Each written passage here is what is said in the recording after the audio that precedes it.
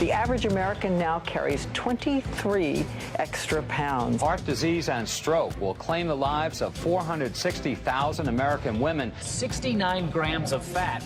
You could actually save 12 grams of the fat and half the calories if you simply ate an entire stick of butter. We're talking about diabetes and hypertension and bone diseases, osteoporosis. Prostate cancer is now the most common cancer in American men. Doctors say we really need to eat less red and processed meat. On arteriosclerosis and cancer and autoimmune disease. We have unprecedented amount of type 2 diabetes in our children, and we're starting to see hypertension in our children in grammar school. In case you're wondering, 2,120 calories. Clearly, the Western diet is taking a toll. This should serve as a wake-up call. We have a growing problem, and the ones who are growing are us. Food. It's central to our lives and traditions. Every special occasion seems to involve food and feasting. But could some of these same foods, including several that we think are good for our health, also be causing many of our most serious health problems? Indeed, we're facing a massive health crisis. No less than 40% of Americans today are obese, and about half of us are taking some form of prescription drug. The best-known statin drug, Lipitor, is the most prescribed drug ever in the world. Almost 1 in 5 American 4-year-olds are now considered to be obese. Though Mexican-American and African-American children are still more likely to be overweight. This could be the first generation of children in the United States that lives less than its parents. We spend $2.2 trillion a year on health care, over 5 times more than the defense budget. In fact, we pay more per person for health care than any industrialized country in the world. Yet we're sicker than ever. You see, there's no money in healthy people, and there's no money in dead people. The money is in the middle. People who are alive, sort of, but with one or more chronic conditions. Obesity, diabetes, heart disease, high blood pressure are all diet-related health issues that cost this country more than $120 billion each year. Every minute, a person in the U.S. is killed by heart disease. 1,500 people a day die from cancer. Combined, these two diseases kill over 1 million Americans every year. Cases of diabetes are skyrocketing, particularly among our younger population. Diabetes. Life-threatening diabetes. 1 out of 3 people born in the U.S. today will develop this crippling condition during their lifetime. Millions of others suffer from a host of degenerative diseases. Millions more of us are so stimulated by sugar, coffee, and energy drinks that we've masked our chronic fatigue. But could there be a single solution to all of these problems? A solution so comprehensive, yet so straightforward, that it's mind-boggling that more of us haven't taken it seriously? Someone has to stand up and say that the answer isn't another pill. The answer is spinach. A growing number of researchers claim that if we eliminate or greatly reduce refined, processed, and animal-based foods, we can prevent, and in certain cases even reverse, several of our worst diseases. They say all we need to do is adopt a whole foods, plant-based diet. It sounds almost too simple to be true.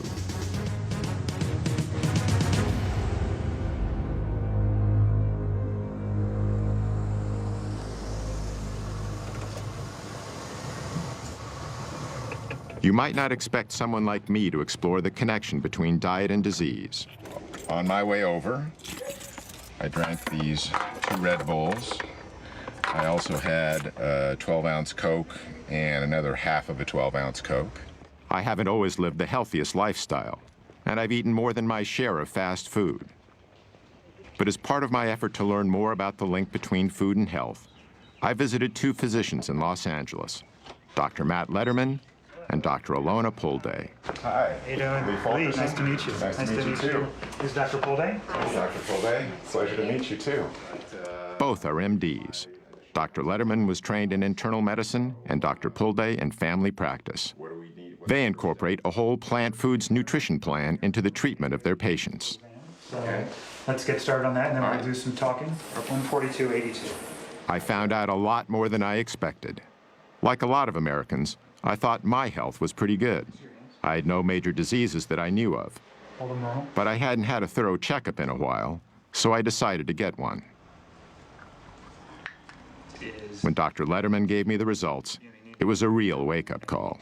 I gotta say, I'm kind of shocked. I'm really worried about my blood work numbers. 240 on 241 for my cholesterol is way higher than it's ever been. I got this 6 number. That, to me, is the most worrying number I got. The 6 number was the result of something called a CRP test, which measures the inflammation in my heart and blood vessels. This put me in the high-risk category for a heart attack. So I committed to a 12-week nutrition program under Dr. Letterman's supervision. The plan was to treat my health problems by eating a whole foods, plant-based diet.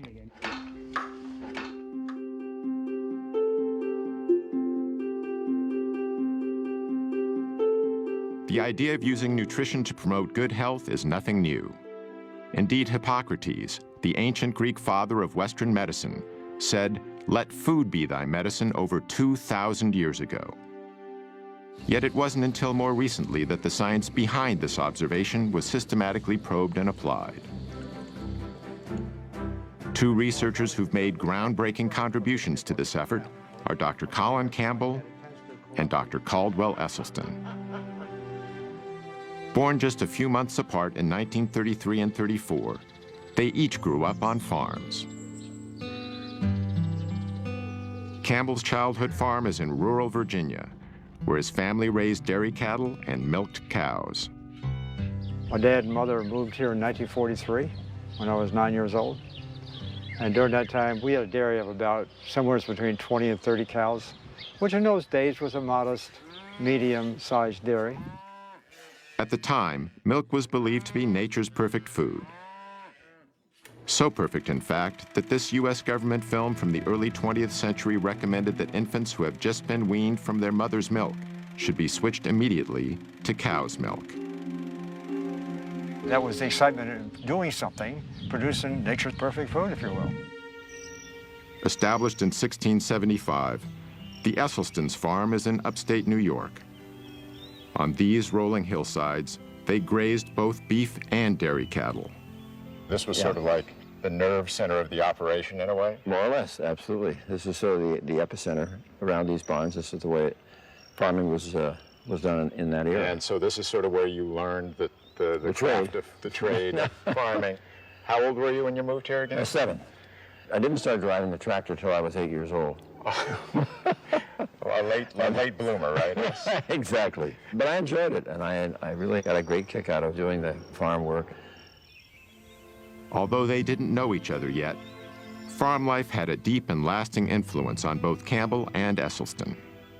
To make it successful, you had to have persistence, staying power, and tenacity of purpose. I guess it's ironic in the sense that we're both now advocating, not consuming the products that we were busy actually producing with our families. During Campbell and Esselstyn's lifetimes, the American diet has changed dramatically. Near the beginning of the 20th century, Americans each ate about 120 pounds of meat annually. By 2007, that figure had exploded to no less than 222 pounds. In 1913, we ate about 40 pounds of processed sugar each per year. However, by 1999, our consumption of all refined sweeteners had risen to over 147 pounds. In 1909, Americans consumed around 294 pounds of dairy products apiece. But by 2006, our yearly intake of dairy had more than doubled to 605 pounds. By the early 1950s, Campbell was off to college at Penn State, while Esselstyn went to Yale. As part of Yale's rowing team, Esselstyn won an Olympic gold medal in 1956. During this same decade, the pace of American life was accelerating, even with our food. The late 50s was the heyday of the drive-in burger joint. The supermarket was just beginning to thrive in the newly built post-World War II suburbs. This was when the so-called convenience foods were born, like the legendary foil-wrapped TV dinner, not to mention a host of other tasty processed delicacies devised to make our lives easier and better. By now, Colin Campbell was in graduate school at Cornell University, which had one of the most prestigious nutritional science departments in the country. His research was on animal nutrition and biochemistry. But it was focused more on feeding animals for their ability to be able to produce meat, milk, and eggs, protein containing. And so my own research was focused on protein, making sure we got enough. It was considered to be the vital nutrient. It was one of the first nutrients discovered. And without protein, the animal would die. So it was a life force. And in fact, in even the early 1900s, there were statements made that this is the stuff of civilization itself. Protein was also nearly synonymous with animal-based foods like meat. It still is today, all over America. Why do you think meat is important in our diet? Protein. Protein. Protein. Protein. Protein. Protein. Protein. A lot of protein. We need protein, don't we? We can't live without protein. The idea that plants had protein also didn't come into play until maybe the late 1800s, early 1900s. And then it struggled through the years. No matter what source the protein came from, in the late 1950s, most scientists believed the world needed a lot more of it. We had a lot of starving and malnourished children in the world. And so in my community, the nutrition community, there were discussions about why so, what could be done. And one of the prominent thoughts was to make sure they get enough protein. I certainly went along with this view. At about the same time, Dr. Caldwell Esselstyn was just beginning his medical career at the world-famous Cleveland Clinic in Cleveland, Ohio. Surgery soon became his specialty. There's something awfully satisfying about if you can remove the disease. For instance, if a patient had gallstones, you could remove them. If it was a gastric ulcer or a stomach ulcer, you'd directly take care of that. If it's a hernia, the same thing. During the 1960s, heart disease was on the rise in the U.S. What doctors commonly call coronary artery disease is usually caused by a condition of the arteries that supply the heart with blood. What happens is that over time, a fatty substance in the bloodstream called cholesterol builds up in the coronary arteries, restricting the blood flow to the heart. This can ultimately cause several problems, from severe chest pain called angina to heart attacks. Cholesterol is a natural substance produced by all animals, including humans, and it's an essential component of our cells' walls. But when we consume dietary cholesterol, which is only found in animal foods like meat, eggs, and dairy products, it tends to stay in the bloodstream.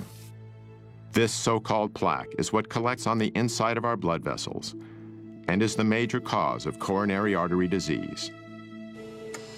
In the late 1960s, a colleague of Dr. Esselstyn's at the Cleveland Clinic made a major breakthrough in the treatment of this condition. In fact, Esselstyn shared space with him in the clinic's surgical locker room. His name was Dr. Rene Favellaro. Rene really sparkled in the operating room, and in 1967 he did his first bypass graft at the clinic, coronary artery bypass graft.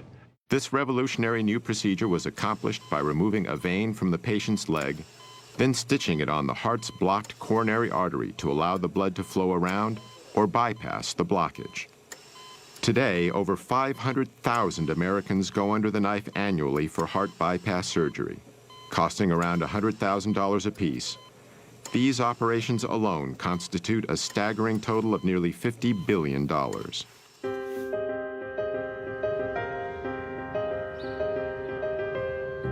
Joey Acoin lives in Tampa, Florida, where he owns and operates a landscaping company. I tell everybody, the joke with everybody with me is, I don't eat to live, I live to eat. And my whole life, I ate whatever I wanted. In 2004, doctors discovered Joey had a dangerously high cholesterol level of 320 and a hazardous blood sugar level of 480. This not only made him a type 2 diabetic, but a prime candidate for a heart attack and a stroke. This is my daily pill regimen. I got 2 pills I take for my diabetes, then I got 1 for cholesterol, 1 for high blood pressure, and then I take Byetta, which is an injectable medicine, every morning before breakfast and every night before dinner. And that's what I've been doing for almost 4 years now. and I know it makes me tired, and I just don't feel normal. I only sleep 4 hours a night or so. I just hate taking them.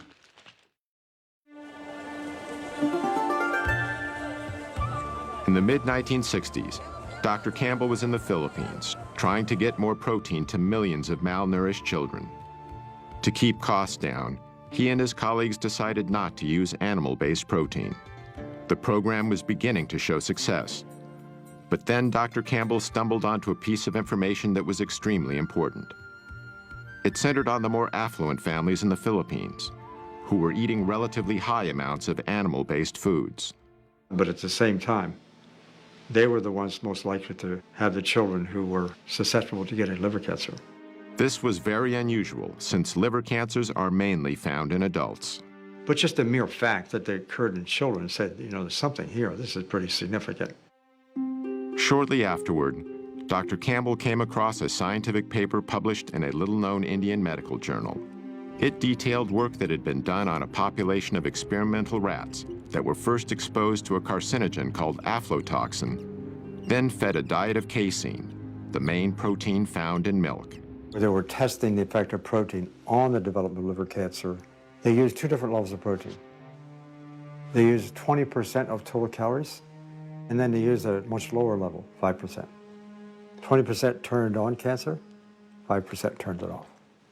This Indian paper, together with what Dr. Campbell had learned about increased liver cancers in children eating animal-based foods, combined to create a decisive moment in his work and his life. Because we learned that animal protein was really good in turning on cancer. During the same time, the way Americans ate was changing, again. The number of fast food franchises was exploding as more and more overscheduled Americans began using them as a convenient way to feed themselves and their families. While the fast food revolution was sweeping the nation, the rate of cancer deaths in America was continuing to rise. As a result, in 1971, President Richard Nixon initiated a program that was dubbed the War on Cancer. We are here today for the purpose of signing the Cancer Act of 1971. And I hope that in the years ahead, that we may look back on this day and this action as being the most significant action taken during this administration. On the front lines of this new war was Caldwell Esselstyn. By 1978, he was chairman of the Breast Cancer Task Force at the Cleveland Clinic. Yet he soon began to doubt the medical procedures he was using. No matter how many of these operations I was doing for women for breast cancer, I wasn't doing one single thing for the next unsuspecting victim. So Dr. Esselstyn started investigating the global statistics on breast cancer. One of the facts he discovered was that the incidence of breast cancer in Kenya was far lower than it was in the United States. In fact, in 1978, the chances of a woman getting breast cancer in Kenya were 82 times lower than in the U.S. Dr. Esselstyn was even more surprised by the numbers he discovered for some other types of cancer. In the entire nation of Japan in 1958, how many autopsy-proven deaths were there from cancer of the prostate? 18. 18 in the entire nation. That, to me, was about the most mind-boggling public health figure that I think I'd ever encountered.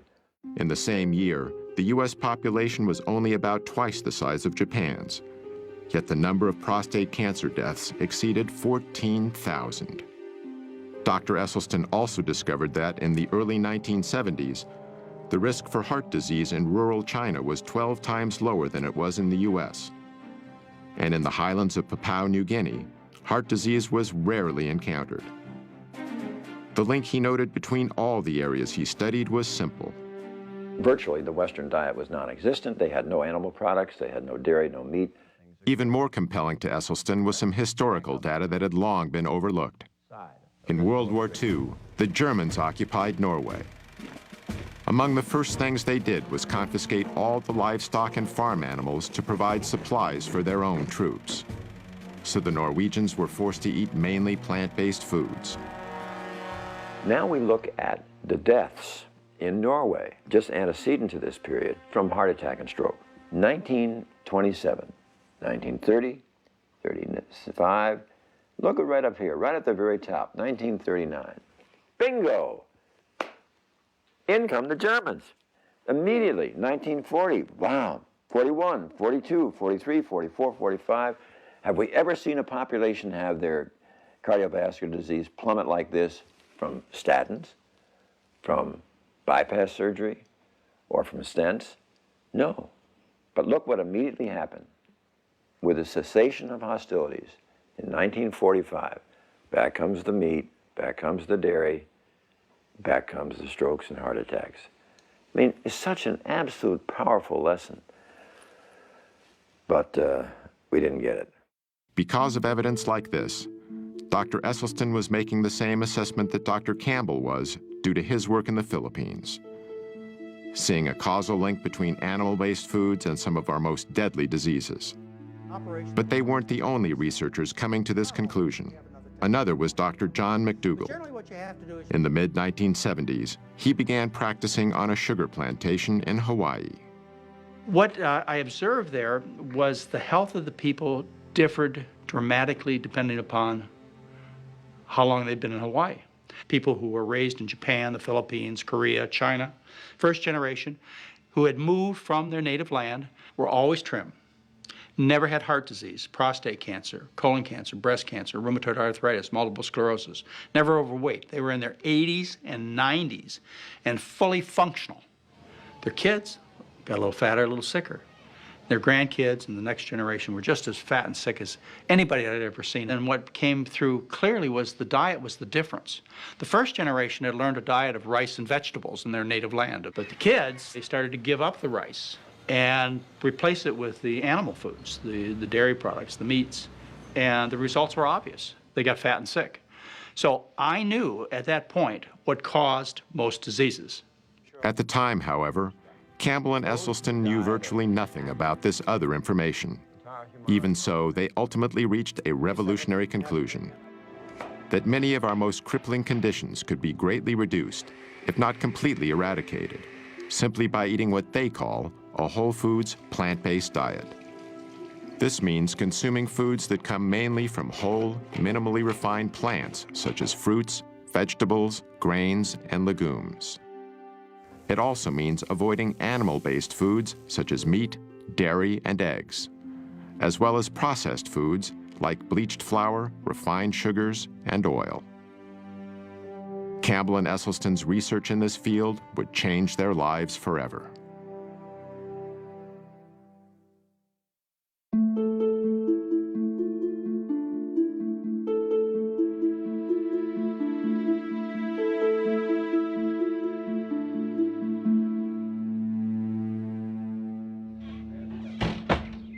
Went through your preliminary form. The goals that I have, tell me if I'm missing any from you, were eliminate your shots and medicines. You want to get off this stuff.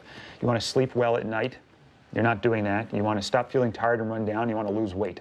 That's it. You got it. Those are your goals. The other complaints, you had low energy, ringing in the ears, sinus problems, postnasal drip, shortness of breath, wheezing, coughs, indigestion and reflux, loose stool, diarrhea, bloating, black and bloody mucousy stool with meat consumption, and difficulty walking, getting around, trouble losing weight, chronic and unpleasant hunger feelings, groggy after meals, strong food cravings, and anxiety about food in general. All of that stuff. Sounds like I'm dead.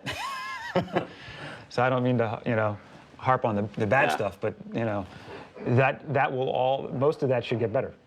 My goals I'm adding in. Which goals do you add? I want you to reverse all your medical diseases, the ones that we can reverse, and most of yours we could. I told you all the risk and benefit. Based on what I told you, I would stop all these meds. And I would stop these on top of all these risks. That's what I'm going to try. You're going to get my best effort, I can tell you that. Yeah, you'll do good. Okay. You'll do well. By 1975, Dr. Campbell was at Cornell University, investigating what he'd discovered in the Philippines. Our work from the beginning was designed, in a sense, to do two main things. One, I wanted to replicate, if possible, the Indian work, because it was so provocative. Secondly, if this is really true, I wanted to study how does it work. Just like the Indian researchers, Campbell fed half the rats in his study a diet of 20% casein, the main protein in dairy products. The other half was fed only 5% casein. Over the 12 weeks of the study, the rats eating the higher protein diet had a greatly enhanced level of early liver cancer tumor growth. On the other hand, all of the rats eating only 5% protein had no evidence of cancer whatsoever. But Dr. Campbell decided to take these findings a step further. This time, instead of keeping his test rats on the same diet throughout the study, he kept them in one group and switched their diets back and forth, between 5 and 20% dairy protein, doing so at 3-week intervals. The results were astonishing. Whenever the rats were fed 20% protein, early liver tumor growth exploded. But when the same rats were given 5% protein, tumor growth actually went down. I mean, this was so provocative, this information.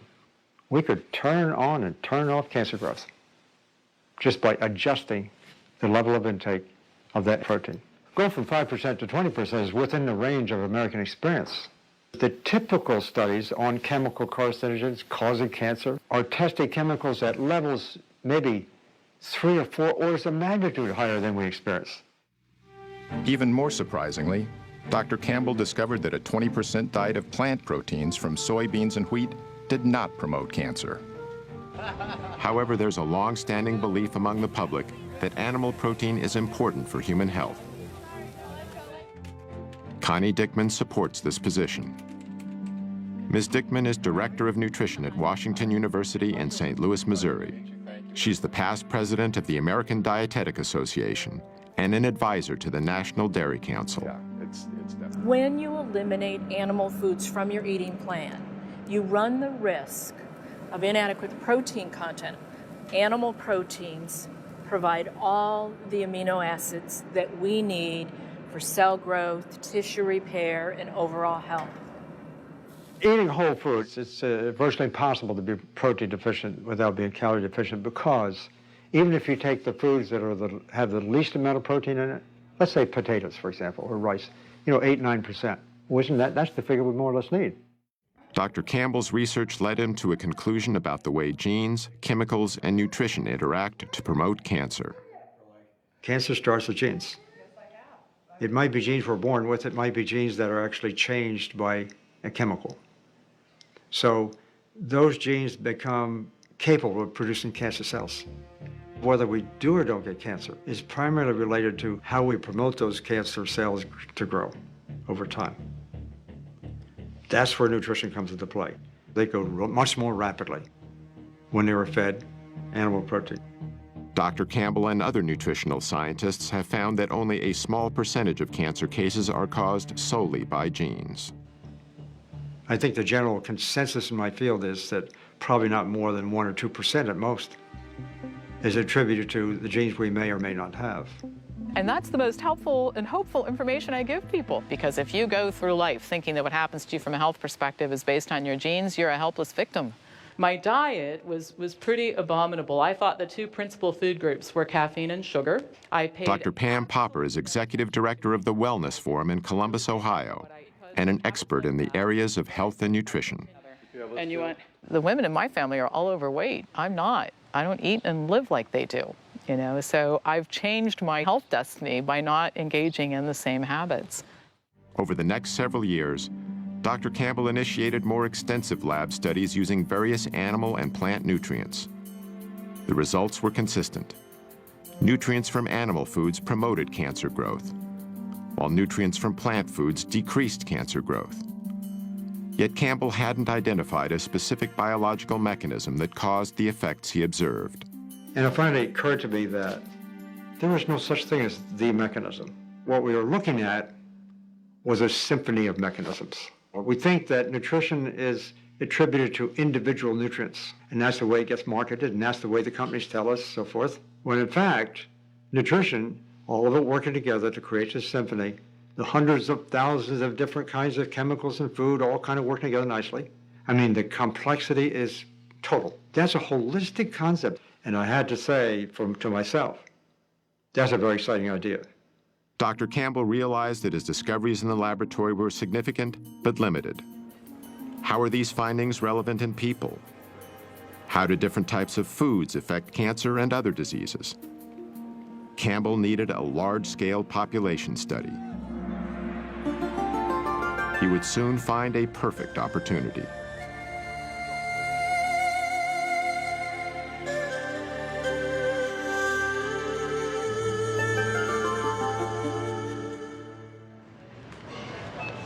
So mangoes are really good. They flavor things really Okay. nicely. That's something you want to get a riper one. Dr. Matt Letterman and his wife, Dr. Alona Pulde, are among a small but growing number of physicians who use a whole foods, plant-based diet as a primary treatment for their patients. From shopping with patients to teach them how to read nutrition labels. And I don't care what it says on the front, the back, or the sides. Look at the ingredients, okay. and that's all I care about. To showing patients how to prepare meals. They are not your typical MDs. Doctors Letterman and Pulde use food as treatment because they feel it's the best medicine available. Medicine that not only makes their patients feel better, but that truly improves their health. In 1973, the U.S. Congress passed a new farm subsidy bill. Among other things, it included incentives that encouraged a massive increase in corn production. One of the major byproducts of this enormous corn surplus was a low-cost sweetener called high-fructose corn syrup. Companies could add this sweetener to anything from soda pop to hot dogs, and then make these products widely available at low prices. Processed sugars and other refined foods are far more calorie-dense than the whole plants they're made from. The dramatic increase in their use is a major reason why our food has become richer. To evolutionary psychologist and author Dr. Doug Lisle, the consumption of unnaturally dense foods is the main cause for the epidemic of obesity in America. It isn't that people become more self-indulgent. It isn't because they're lazier than they ever were. What's happening is that their mechanisms of satiation are being fooled. The process starts with a range of receptors in our stomachs that help us gauge how much food we've eaten. These include stretch receptors to help measure the sheer volume of food in our stomachs. We also have density receptors to help determine the caloric density, or what we more commonly call the richness of our food.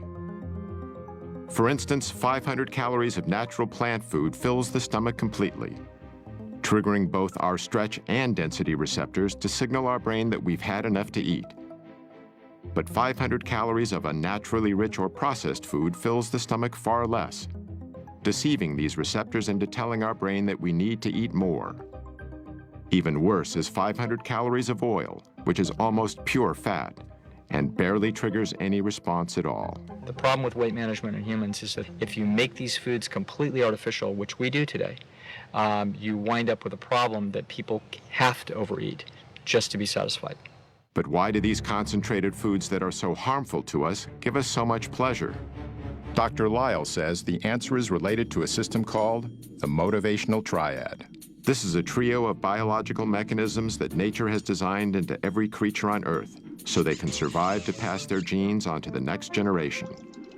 The first leg of the motivational triad is pleasure seeking.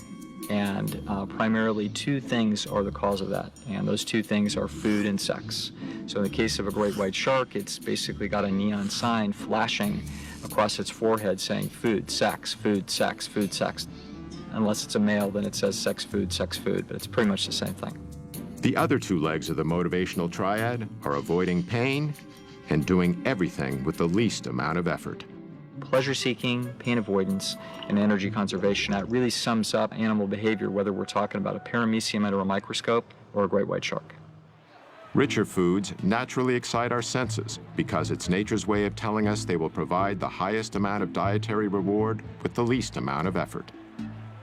This helped our ancestors find the most calorie-dense and ripe foods available, which contributed to our survival.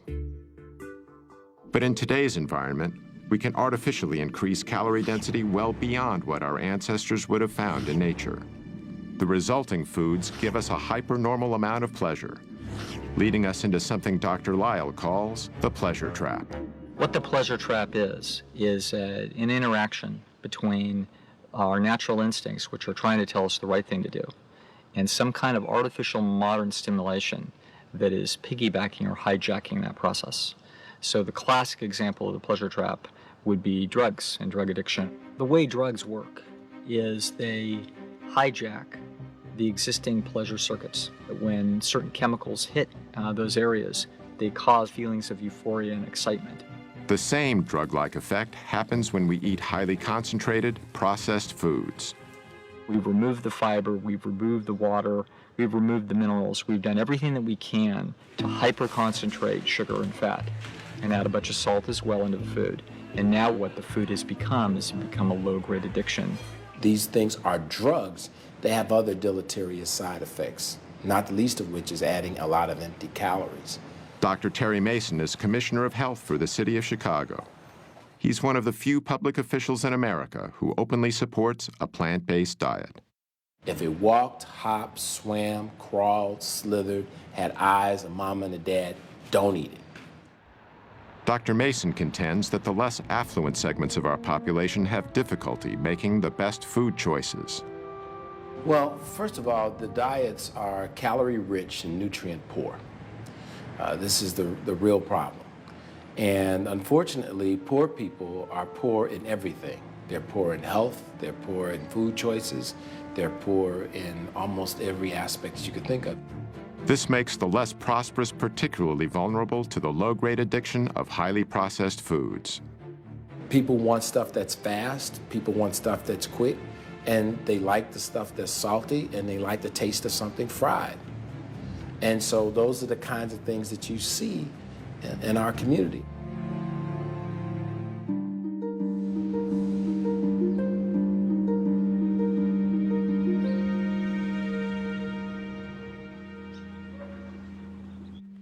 Sandera Nation lives in a quiet suburb in Cleveland, Ohio, with her 5 children. In October 2008, she was stricken by a strange illness. I want to say something, but it's not coming out. I'm getting really shaky and sweats, and then I'm cold and I'm sick and I'm fatigued and my stomach hurts and everything, so I went to the doctor. And that's when they diagnosed me with hypertension and diabetes. Like Joya Coyne, Sandera was treated with expensive prescription drugs. I was in denial for a while. I heard what they said, but I was in denial, like, I still ate things I shouldn't have. I didn't really get the education that I needed to know. So I really depended on that pill to save me. Then Sandera met with Dr. Esselstyn, who recommended that she treat her illnesses with a whole foods, plant-based diet. Let's come on in and we'll get to work. I was a little nervous, but he made it real easy for me. I was real interested in what he had to say and what he was going to teach me in the new journey that I would be taking with him.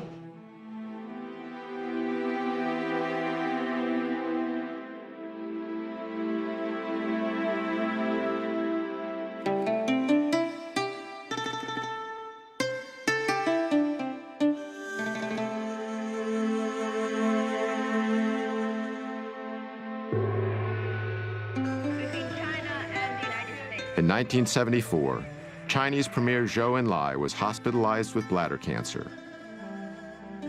Knowing that his disease was terminal, he decided to give his country a more complete understanding of cancer. So he initiated what would become one of the largest and most thorough scientific studies in history.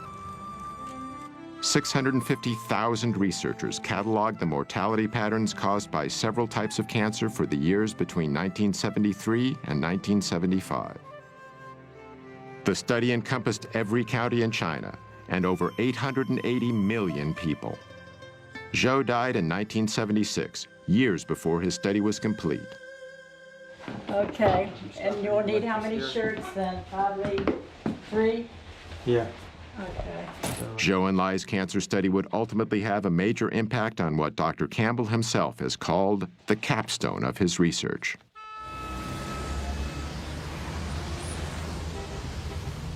Early 1980s. And you were there for 2 or 3 months. Dr. Junshi Chen is now senior research professor with the Chinese Center for Disease Control and Prevention. He first met Dr. Campbell at Cornell in 1980, when he was a member of the Chinese Institute of Food and Nutrition Science. The Cold War was just beginning to thaw, and Dr. Chen was among the first senior scientists from China to visit the United States. By then, Dr. Campbell had become one of the most distinguished nutritional biochemists in the world. When they discovered this book, a significant collaboration was born. This is the Atlas of Cancer Mortality in China. Published in 1981, the Cancer Atlas was the result of Zhou and Lai's nationwide study. It showed a highly unusual geographical distribution of different types of cancer in China, which tended to be clustered in certain hotspots. The same was true with cancer after cancer, and the counties with the highest levels were often far greater than the counties with the lowest levels. So, for example, esophageal cancer, according to this cancer map, the mortality has 400-fold difference among different counties in China. That's huge. Yeah, and I understood that in the United States, only several-fold difference. Maybe twofold is another. That's all we see. Yeah. So that caught our attention in terms of why. Because they are all Chinese. Genetically, they are all the same. And why they have so much difference in single cancer mortality. So we believe it has to be related to the environment, the big environment. And from our professional perspective, of course, it's diet and the nutrition. Dr. Chen, you said, why don't we just go there and do a study? For Dr. Campbell, it was the opportunity he'd been looking for. Among other things, he could examine how his observations about liver cancer in Filipino children and the findings from his lab studies applied to a large human population. The project would consider 367 diet and health-related variables, making it one of the most ambitious nutritional studies ever conceived. Dr. Campbell and his associates carefully chose 65 counties scattered across China. These counties were mainly located in rural or semi-rural areas.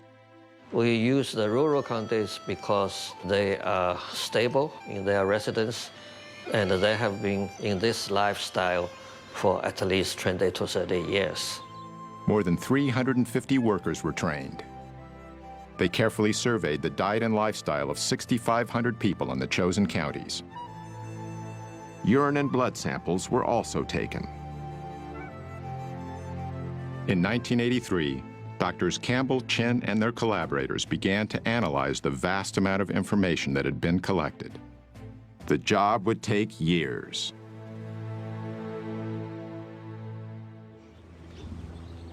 After 8 weeks eating plant-based foods, Joya Coyne was still off all his medications.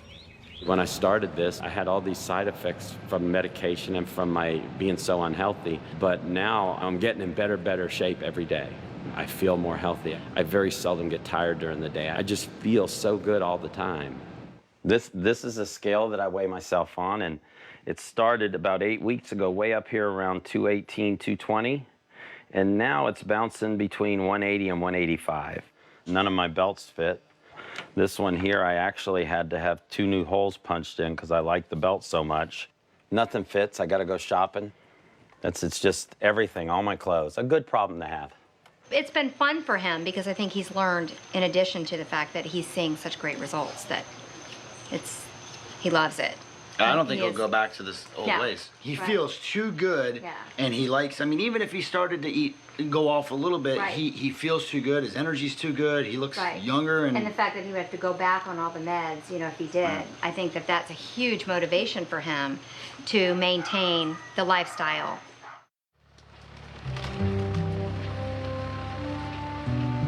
In the mid-1980s, Dr. Caldwell Esselstyn was struggling to organize a study on coronary artery disease. His plan was to put a group of patients on a diet of low-fat plant-based foods, along with small quantities of low-fat dairy products and minimal amounts of cholesterol-reducing drugs. And slowly, over the next 18 months, I got the 24 patients that I had asked for. But the ones they sent me were a little bit sicker than I had thought. These were patients who had failed their first or second bypass operation. They had failed their first or second angioplasty. And there were 5 who were told by their expert cardiologist they would not live out the year. One of the most gravely ill patients was a 59-year-old speech and communications teacher, Evelyn Oswick. Ate all the chocolate candy I could eat, ate every donut I could put my hands on. Oh, I just love things like that. A lot of gravy, And then I have had 2 heart attacks before I met Dr. Esselstyn. When I had the second heart attack, the doctor said that I should prepare for death, really, is what he said. And I looked at him and I said, do you really mean that what you want me to do is buy a rocking chair and just sit there and rock away and wait? And he just looked at me and he said, yes, that's just exactly what I'm saying.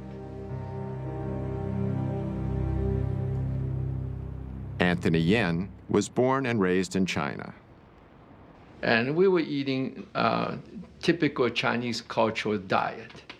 Very small piece of meat, but they slice it, and so it was for flavor rather than in American style. When you eat a large, great, big piece of meat, which you could easily feed the whole family in China. And we eat a lot of vegetable in China, and we have soup. But once I came to the United States, you find beginning to experience fast food, hamburgers and cheeseburgers, pizza, and I noticed my weight began to gain. When Mr. Yin was 56 years old, he suddenly experienced severe chest pains. At that time, I had an open heart surgery. I had 5 bypass, 5. But it was very interesting. About a week later, I felt my chest tighten up again. So myself and my wife went to see Dr. Esselstyn. I saw every one of these patients myself every 2 weeks for the first 5 years. And at that visit, we would get a full cholesterol lipid profile. We would get blood pressure, weight, and I would go over every morsel they ate. By using simple foods as the main treatment for his patients, Dr. Esselstyn was bucking a high-tech, high-cost system that was deeply entrenched in both big medicine and big government. You know, behind my back, I got to be known as Dr. Sprouts. But I guess I've always liked a challenge. We preheat the oven, got the water going, we just add some seasonings, and then we add the onions and the spinach. I've never been a morning person my whole life, and but previous to this experience, it had probably been worse than ever, and that entailed needing to get up in the morning and caffeinate myself with Cokes and Red Bulls and stuff like that before I could even think or start to work. We didn't make the rice noodles, but you would just boil them real quick and then throw this on top. Right. He's actually eating more often, but he's eating the right foods, and he lost weight. So he certainly feels much better that way, and you can tell it in his face, in his neck, you know, in his belly. He's lost a lot of weight there. He also has better energy. He's waking up earlier now. That's great, because we have then some morning time together. I don't have to carry anything. You're the doctor. 1990. Following nearly a decade of intense effort, Dr. Campbell and his colleagues finally published their China study. It identified no less than 94,000 correlations between diet and disease. Those are big numbers for any study. And in the end of the day, when we did all these correlations in this book here, and we looked at the number of them that were statistically significant, it was between about 8,000 to 9,000. When you have that large number of correlations and you start analyzing each one, if it works out as statistically significant, this means that if 19 out of 20 are pointing in the same direction, it's highly significant and likely to be true. Hundreds of detailed tables and charts were included in the study. Each one presented the raw data that was collected. Then, this information was cross-referenced in multiple ways to demonstrate its reliability and to show how it linked with the 367 variables the study examined. I think the major message we got out of all these correlation analysis is only one message. The plant food-based diet, mainly cereal grains, vegetables and fruits, and a very little animal food, is always associated with lower mortality of certain cancers, stroke, and coronary heart disease. The New York Times called it the most comprehensive large study ever undertaken of the relationship between diet and the risk of developing disease. For Dr. Campbell, he finally had large-scale data on people, and it was remarkably consistent with his earlier discoveries. Together, he found that the scientific evidence was clear. Whole plant-based foods were beneficial to human health, while animal-based foods were not.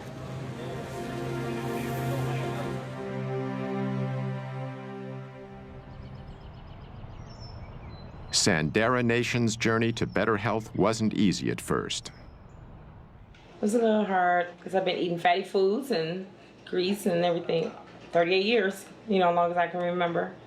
So it was kind of hard to go from that to changing the next day completely. I started a journal for maybe the first 3 weeks. Write down my feelings and emotions, what I felt like, so that other people could know it's okay to feel that way. Along the way, Sandera had strong support from Dr. Esselstyn and his wife, Ann. They keep in touch, and they're like, we haven't forgotten about you. And I know they haven't. I really feel here that they haven't. I went to Walmart this day. I had wanted a Subway sandwich, and I said, I'm going to get me that meatball sub. I then received a call while I was at Walmart from Mrs. Esselstyn, as if they knew I was weak at this moment. She stated, promise me you will not eat anything from Walmart. Gave me chills to know that she called at that moment. Therefore, I left the store without getting that meatball sub. What do you see? While Dr. Campbell was publishing his China study, Dr. Esselstyn was getting some powerful data from the research he'd started in 1985. He began with 24 patients, but 6 had dropped out in the first year, leaving him with a total of 18. At the end of 5 years, we had follow-up angiograms, and 11 of the group had halted their disease. There was no progression. And there were 4 where we had rather exciting evidence of regression of disease. These results were astonishing. The diet produced something that medication and surgery never had before: actual reversals of heart disease. The biological mechanism that caused these reversals centers on the lining of our veins and arteries, the endothelial cells. They are the absolute life jackets of our blood vessels.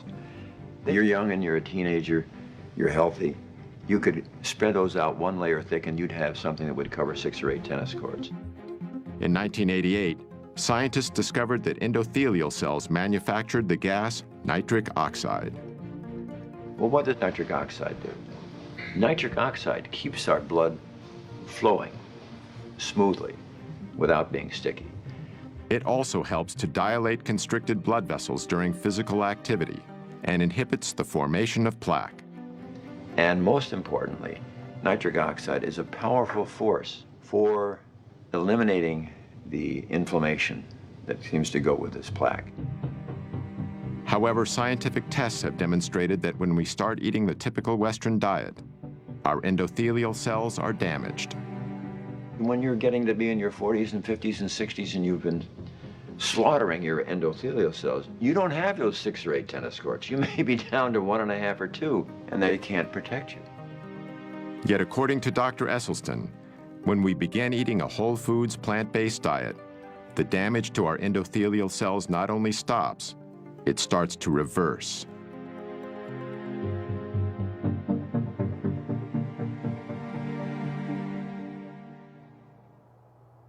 About 5 years into his study, Esselstyn made a small but significant change in his patient's menu.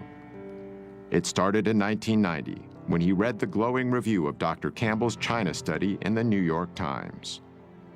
Dr. Esselstyn saw that and invited me to come to a conference he was organizing in Arizona. These 2 revolutionaries, who up until then had been on similar but separate paths, finally met face to face. On the one hand, I'm coming from the scientific route, getting some ideas. He's coming from the clinical route and doing some dramatic research. Here's the science, here's the clinical evidence. Put the two together is amazing. When he learned of Campbell's research, Esselstyn removed dairy products from his patient's diet. The results of his ongoing study continued to be impressive, and in 1995, he published a paper detailing them in a noted scientific journal. Yet one of Esselstyn's most remarkable success stories involved a colleague of his at the Cleveland Clinic, Dr. Joseph Crow. Actually, I was active, healthy, very busy, mid-40s, absolutely no risk factors at all for any heart problem.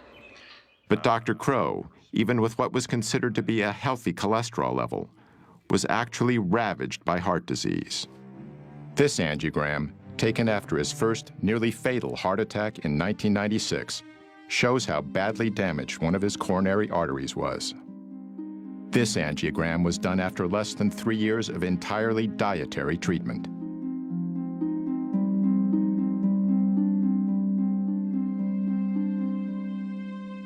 Dr. Crow is fortunate.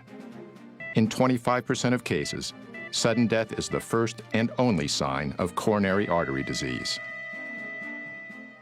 Of Dr. Esselstyn's original 18 patients, all survived the initial 12 years of the study. Today, 14 patients are still alive, over 2 decades after the study began. The thing about Essie, although he's always very pleasant, when you said, I'm going to be on this program and I'm going to stay with this diet, you stayed with the diet or there was the door. You had no choice. I mean, his smiles are wonderful, but he is very stern, you know. That's why I'm still living. But, you know, he's just a wonderful man. And I look at the pictures, some of my pictures years ago, 20 years ago, actually looks older than today. The only thing is I lost more hair, you know.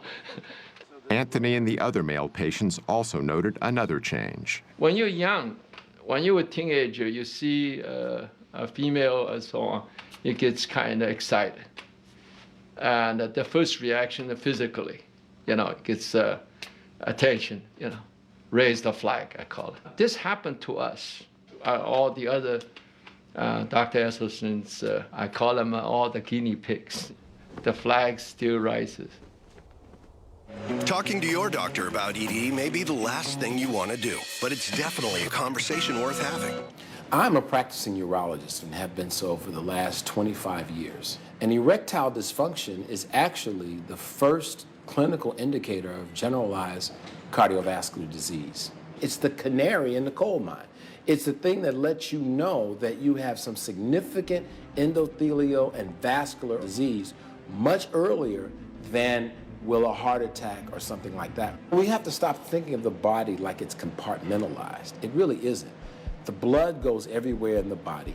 And so if you have vascular disease anywhere, you have it everywhere.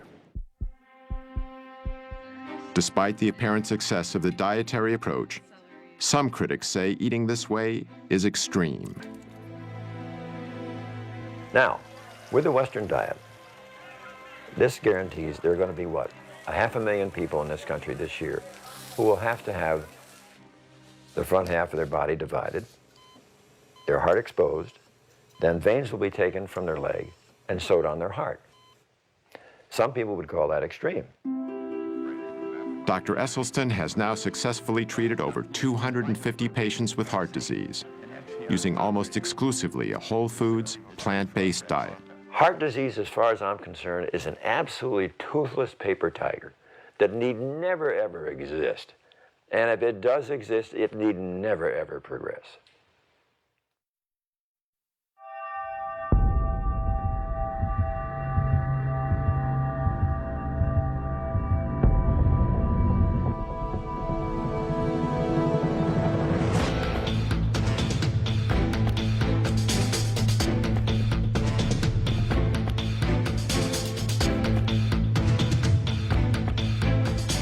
Las Vegas, Nevada.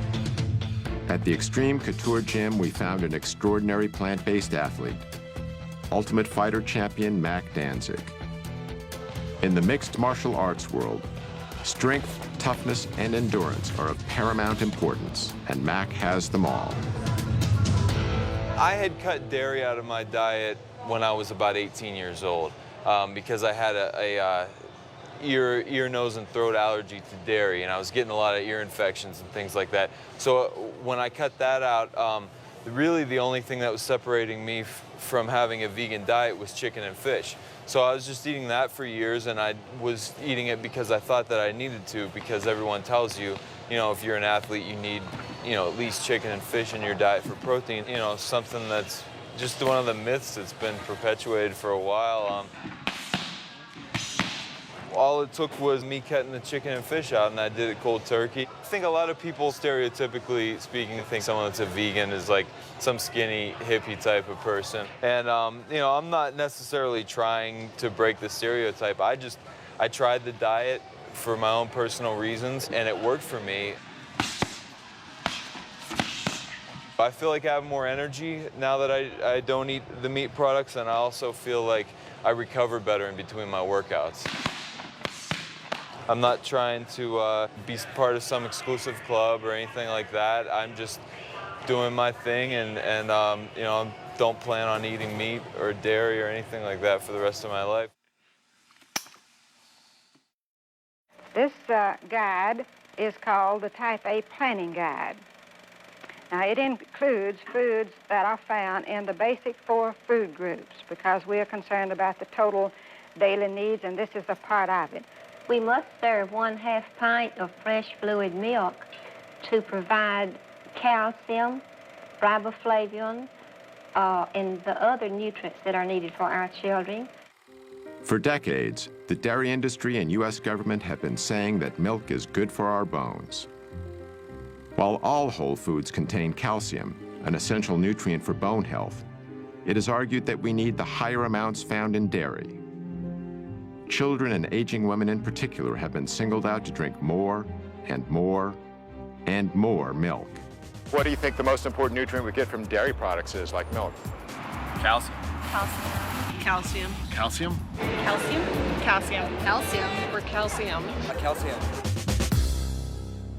The science in terms of dairy's role in healthy bones is pretty strong.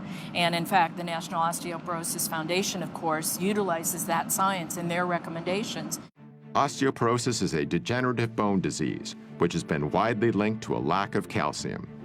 If this is true, nations with a high intake of dairy products, which are a major source of calcium in a westernized diet, should have low levels of osteoporosis. But according to a study done by a distinguished Harvard researcher, nations with high levels of calcium intake tend to have high levels of hip fractures, which is a key indicator for osteoporosis. And so, in fact, the higher the dairy consumption, the higher the rate of osteoporosis. Exactly the opposite of what the dairy industry has been telling us for so long. One of the primary mechanisms for that is that animal protein tends to create an acid-like condition in the body called metabolic acidosis.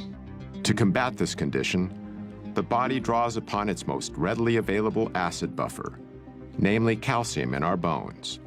As the calcium is extracted to neutralize the excess acid, our bones are weakened.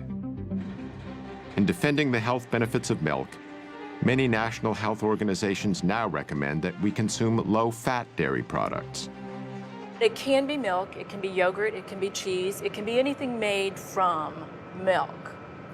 But again, the important message, it's a message that comes from the American Dietetic Association, the National Osteoporosis Foundation, cancer, heart. We're all in the same page. It needs to be low fat or fat-free. So as the fat is taken out, the protein becomes a larger proportion of the total. So they become higher in protein, lower in fat. And when we compare these high protein, low fat milk products, for example, with prostate cancer, the relationship is as strong as it is for cigarette smoking and lung cancer. Most of these animals here are what we call heifers. They're the young females, not yet cows. So they haven't had their first calf yet. Haven't had their first calf. So they have to have their first calf before they can Once lactate. they come into lactation, they almost keep them these days. They keep them pregnant continuously. Exactly. For 3 or 4 years. Why are they eating grass now? Well, this is the last time in their lifetime they're going to see grass. After that, they're in the barn. They're standing there for the rest of their life. When I was young, we defended our product, promoted our product, because it was nature's most perfect food. And so I believe that. But it took on a slightly different twist as time passed. I mean, it's the most perfect food for cats. And trying to switch the milk of one species to another species doesn't make a lot of sense. Only 2 months into her treatment, Sandera was experiencing dramatic effects on her type 2 diabetes and hypertension. Since I've been on a plant-based diet, blood pressure's been wonderful. My blood sugars are in the 80s. It shocks me, 70s. And so I was alarmed when it was 60. I'm like, isn't that bad? It's 60, you know, and I talked to the diabetes educator, which is wonderful. She's like, no, that's a normal blood sugar. Your pancreas is working, it's reversing. Ironically, Sandera works at an outpatient facility for diabetics. Yet the treatment that was achieving success with her diabetes came from outside the established medical system. The positive results went far beyond Sandera's chronic diseases. Mentally, not having the sluggishness, the fear of the disease progressing, because I feel I'm in control and I have power of taking it back the right way now. So mentally, I feel great. I'm eating the things I should eat. And the one thing that is true that Ann said to me, you really start tasting the real taste of what you're eating. Because I eat a peach and you'll think, I was in heaven with my white peaches. I get to eat. And it feels good to be able to eat, bringing the sugar down, you losing the weight, your whole everything changes. You know, I think we're a little dependent on, you know, our doctors and the medications. We should take a little bit more responsibility in checking out for ourselves. And speaking of doctors and medications, how does Sandera's regular physician feel about her new lifestyle? When I recently approached her about my blood sugars being so great, my question was, should I not take my medication? And she said, no, you still take your medications. And she said, what is that doctor trying to do? Take you off your medications? And I'm looking like, yeah, I'm hoping that's the goal. So there's still people we have to make believers. Yeah. Sally and Jim eat their breakfast at about 7 o'clock. It's a good breakfast of good foundation foods. Today they're having milk, cereal, poached eggs, and sliced oranges. They are starting the day right. The key agency that sets nutritional guidelines for Americans is the United States Department of Agriculture. The USDA helps determine what foods are served to everyone from our soldiers in the field to our kids in their school cafeterias. These guidelines are also taught in our schools, influencing what our children will eat for the rest of their lives. Dr. David Klurfeld is a nutritional scientist and national program leader for human nutrition with the USDA's Agricultural Research Service. We've made dietary recommendations since the 1890s from USDA, and that was before we knew about vitamins and minerals. Subsequently, we've had different food groups, and we had the basic 4 and 5 and 7 and 12, and it varied as the science changed. Perhaps the best known of the food groups was the Basic 4, introduced in 1956 in a leaflet called Food for Fitness. The mainstay of nutrition education for over 30 years, the Basic 4 defined what an entire generation of Americans believed was healthy to eat. The 4 food groups was replaced in 1992 by the Food Pyramid, then updated by My Pyramid. These guidelines recommend 3 servings of dairy products per day, and meat is still a primary source of protein. In following My Pyramid, a 15-year-old girl can eat a daily menu consisting of a bowl of Lucky Charms with low-fat milk and a glass of orange juice from concentrate for breakfast, cheese-flavored crackers for a morning snack, a cheeseburger on a whole grain bun with French fries and a Coke for lunch, chocolate pudding and grapes for an afternoon snack, and chicken nuggets with a biscuit and canned green beans for dinner, with low-fat ice cream for dessert. I see now what's happening with the way that we feed many of our children and our school systems. We shouldn't be surprised that we're seeing childhood obesity at the rates that we're seeing it. Dr. Neil Barnard is a medical researcher and president of the Physicians Committee for Responsible Medicine. Well, the problem is when a kid is pulling his tray down the school lunch line, you see federal policies in action. There are burgers topped with cheese, the milk is heavily subsidized, but the vegetables and fruits, a little bit harder to find. And this is because the government contracts are going to particularly the meat producers and other producers as well. It has nothing to do with the health of the children. It has all to do with the financial health of the big agribusiness entities. What we have with the USDA is it's really a farmers advocacy organization, and okay, let's have one. But that same group cannot advocate for farmers, help subsidize their operations, manage commodity foods, subsidize the price of growing things, and then turn around and say, okay, we're gonna tell people what to eat. They're gonna tell people what to eat based on their constituents, which are the farmers, not the American public. In 1998, Barnard's group sued the USDA. Every 5 years, the government reformulates the dietary guidelines for Americans. That's the blueprint of what Americans are supposed to eat to be healthy. And we looked at the panel that pulled it together, 11 people. 6 of the 11 had financial relationships with the food industry. So we said, hey, wait a minute. There are laws about what they're supposed to do and how transparent they are supposed to be. They violated those. And we brought them to court. And it was a long trial, but we won. But that doesn't change the fact that the policies they came up with continue to favor industry as they always have. I don't think there really is a problem with industry connections between scientists and the food industry, primarily because if the beef industry has a question about their products, shouldn't they go to the best scientists? And if the best scientists are consulting for the food industry, I still want the best scientists on these committees that make nutritional recommendations. Financial conflict of interest is only one conflict of interest.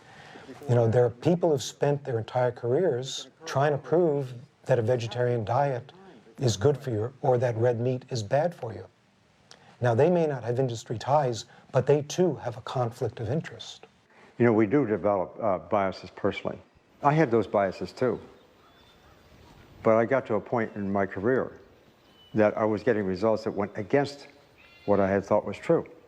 So I had to self-reflect, criticize my own bias, look at it really carefully, and I changed my views. Dr. Campbell paid a price for changing his views. He's been marginalized by key administrators of his own university. This after being a lead scientist and securing millions of dollars in research grants for Cornell's Nutritional Sciences Division. He had a popular nutrition course canceled by the division director, who had long been a major consultant to the dairy industry. Numerous observers feel this was an arbitrary decision that violated the standards of academic freedom. Dr. Campbell has also witnessed serious corporate influence over research that is used to develop the government's nutrition policy. One example he cites centers on the prestigious National Academy of Sciences. The building behind me here is perhaps the single most important building in the area of science in the country. This is where scientists participate in deliberations about issues of the day and determine how that science can be used to affect policy. In the early days when I was involved, those panels were mostly funded by public money. But on the other hand, in more recent years, I have seen more and more corporate money coming in to support these activities. And more people being allowed on the committees, especially the chairs of the committee. And of course, they can pick the kind of people they want to pick in order to get a certain kind of conclusion. It's not the way it should be, and I'm sure that if the public were to know how powerful is this influence, they would be surely upset.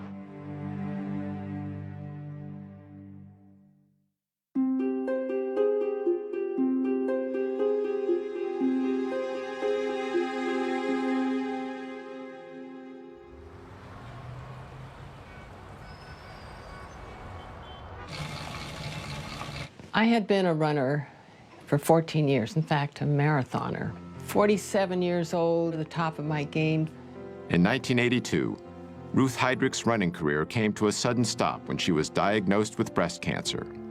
After a mastectomy, her doctors recommended chemotherapy and radiation to treat the cancer that had by then spread to her lungs and bones. Ruth decided to visit Dr. John McDougall instead. And I said, Ruth, I've spent my residency collecting information on diet and breast cancer. And it's all in these files right here. Sit in my office and read through it and see what you think. He said, these are the studies that show what I'm trying to prove is that diet can reverse breast cancer. And she read it, and she comes out and she says, okay, I've changed my diet. She changed her diet. So he showed me how to eat, no added oils, lots of fruits and vegetables, whole grains. Ruth then started training for the Ironman triathlon in Hawaii, which combines running a marathon with long-distance biking and swimming. I became obsessed. Kept up the running, of course, never stopped, and then added swimming, biking, and for good measure, lifted weights. And people were saying, you're crazy. You're a cancer patient. You should be resting. Doctors told me this. I felt so good. I felt fit, and I wanted to maintain that level of fitness. And I felt sure that if I had a healthy body and I was putting the right food into it, that I could beat this cancer. At the Ironman triathlon, Ruth won a gold medal in her age group. Stuck with the diet, found out my arthritis disappeared, my constipation disappeared, my dandruff disappeared. No sign of depression, which you might expect with a cancer diagnosis. I felt renewed, invigorated, and out to show that diet is so much more important than anybody ever thought. Other women get over breast cancer, colon cancer, prostate cancer. There are people who have had metastatic prostate cancer all over the body who have gone through what we call spontaneous remission. In other words, they've been cured. And it's not the end of the world when you get this diagnosis. Some people get over it. Ruth did. So I'm still racing, still daily training. Now, how many people in their 70s are doing triathlons? Not very many. So that gives hope for all of us as we age, that not only will you stay healthy and beat the degenerative diseases that most people get, but you can start collecting medals.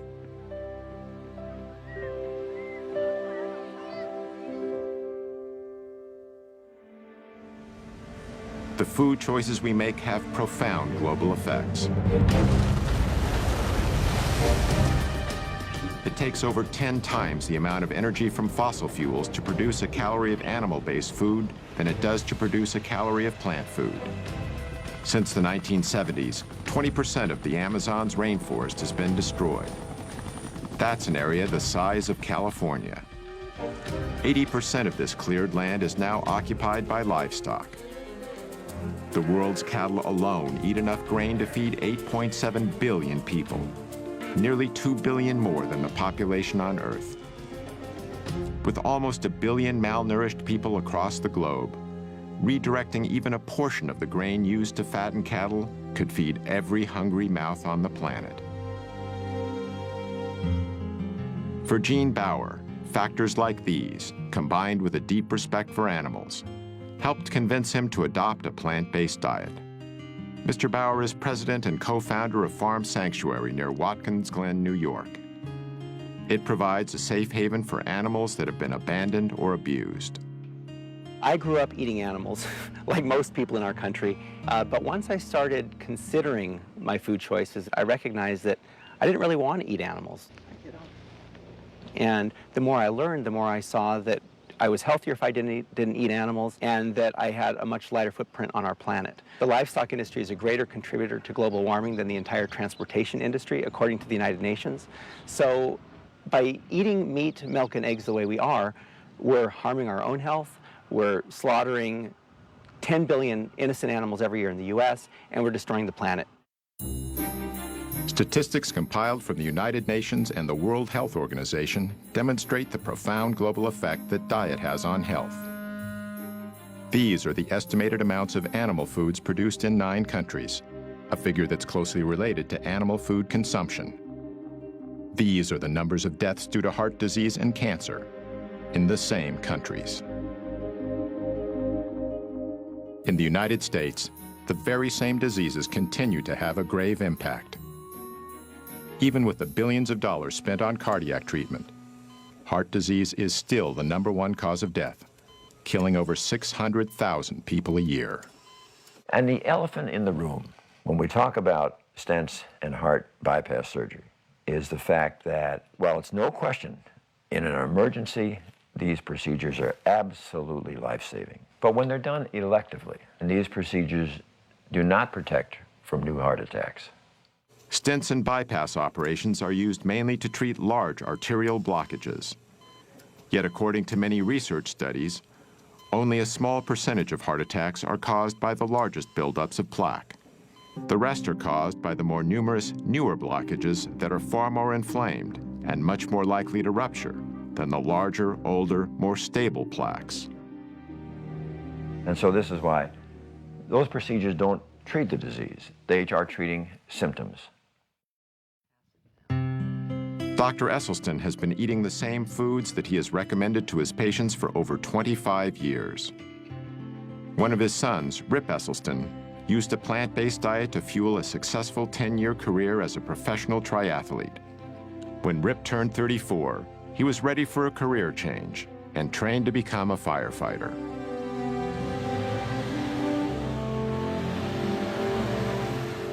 Rip was assigned to Engine Company No. 2 in Austin, Texas.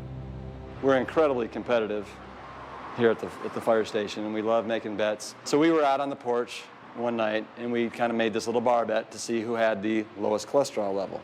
So the next morning, we drove to a lab, got tested, and the results came back, and it led to a discovery that J.R. James Ray, our resident redneck, had a cholesterol of 344.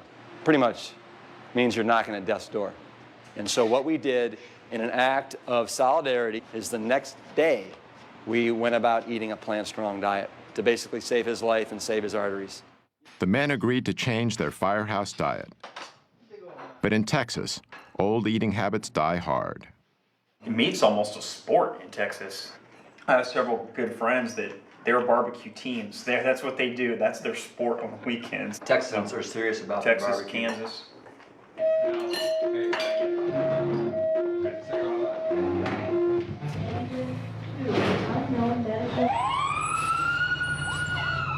Well, guys associate being manly with eating meat. And if you're a firefighter, it's exponentially so. Last year, for example, there were 133 firefighter fatalities in the United States. 52% were from heart disease.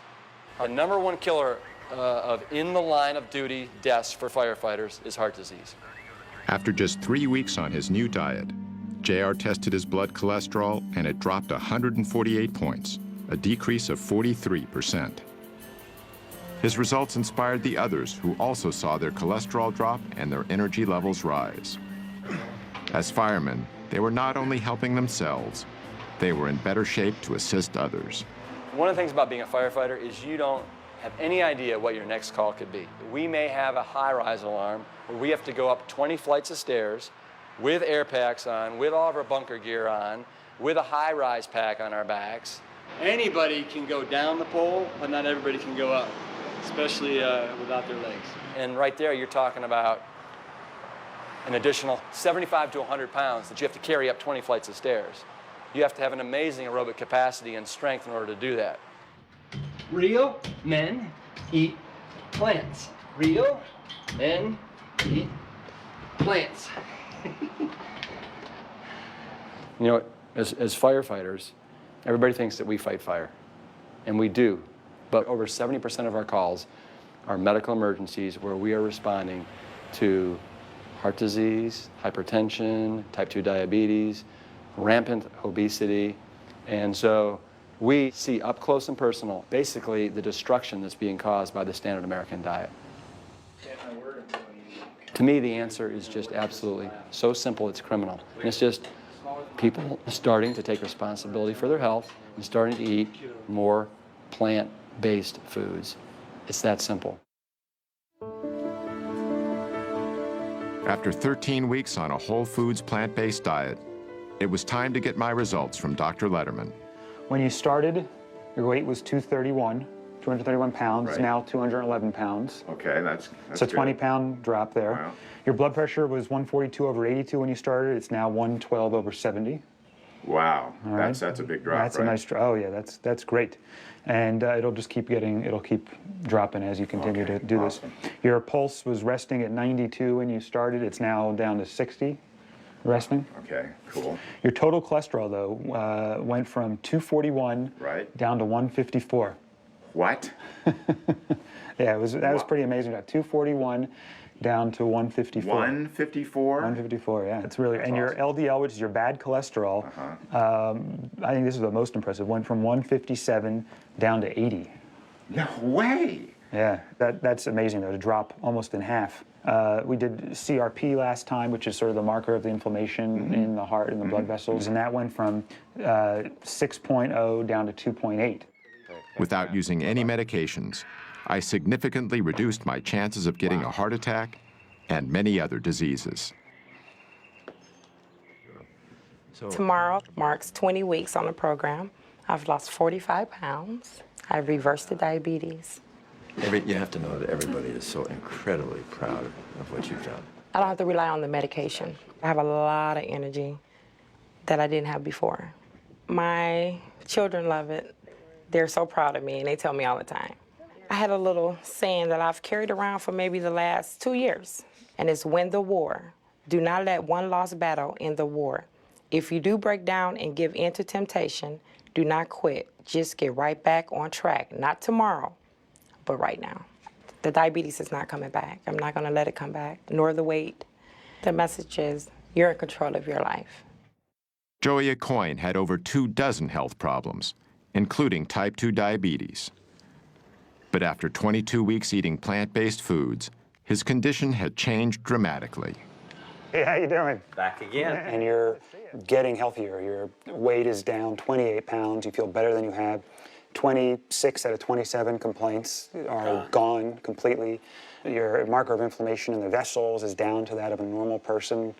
Your blood sugars are coming down. They continue to come down even on a daily basis, which are going to get better. Your cholesterol is significantly lower than it was when you first started, before you ever started taking any pills. Your blood pressure is normal now compared to how it was before. While on pills, it was still elevated. And you just said you've never felt like this before. You look at how you look in the pictures. You look healthier. So, like I told you before, I explained how the numbers can affect our judgment of what real health is. And it's not just the numbers; it's overall the entire picture. And your picture looks fantastic. I was taking 9 pills a day and 2 shots. So I was spending almost $150 to $200 a month on medication, above my insurance. Just think about that. I've been doing it 5 months. I've saved, $800 to $1,000 already because I haven't taken 1 pill, 1 shot. So think about what that saved me, not just me, the insurance company. The U.S. government will give you figures that 75% of the dollars spent in healthcare are due to chronic illnesses, and these are due to diet and lifestyle. Let's get rid of the problem, which is the sickness, which is caused by the food.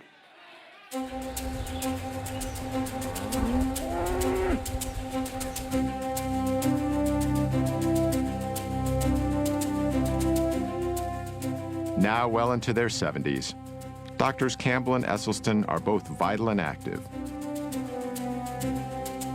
They also continue to spread their message.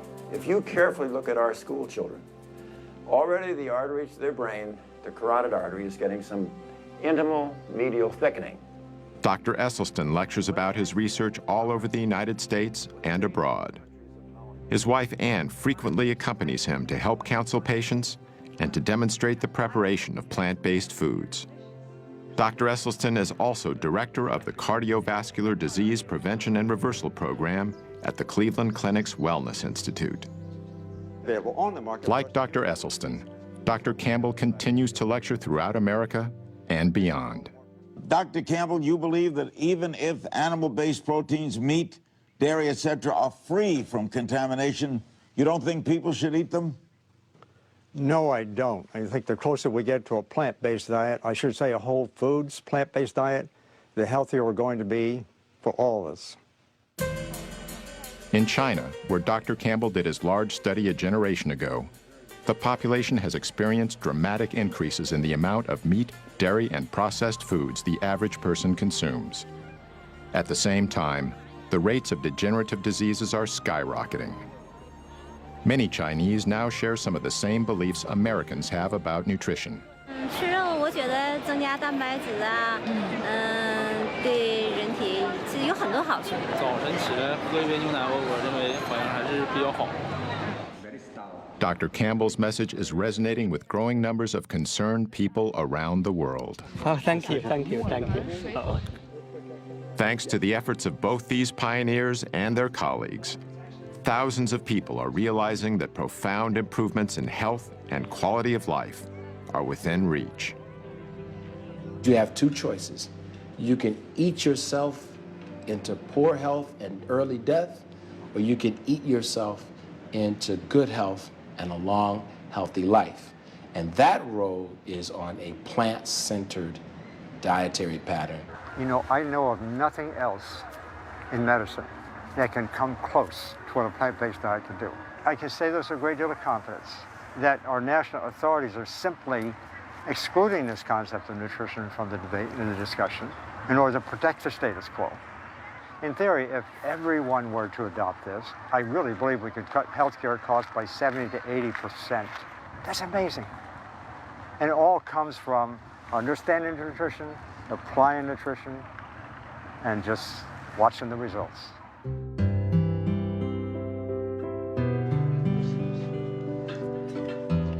The greatest gift that you could possibly give to yourself and your family, not only those in your generation, but your children and your grandchildren, if you can make them be aware of the incredible power that resides within each of them to avoid life's most poignantly tragic and painful events. You just don't have to have those kinds of events. I believe it with all my heart. If anyone listens to this, and they really should look at their refrigerator and look at their diet and give it a try. You lose weight and you'll be healthier. Nothing gonna lose if you just take a few weeks and try. You could see how easy it is. I'm not going to say it was difficult. Again, I made up my mind. This is what I'm going to do. I never felt like I wasn't getting what I wanted. So I didn't have ice cream. So I didn't have the donuts. So I ate something else. I can thank them in every way I can think possible, and my doctor, especially Matt, when they just can't understand what it's done to change my life. And it really has, not just mine, my family's, everybody's. It gives me shivers talking about it because it's so serious. It's a life-changing experience. You can be in control. And I stress this because there's so many things going on in my life that I'm not in control of. And that's my message. You can't control your outcome of your body. Eat to live and don't live to eat. You better get that. You better get that recipe.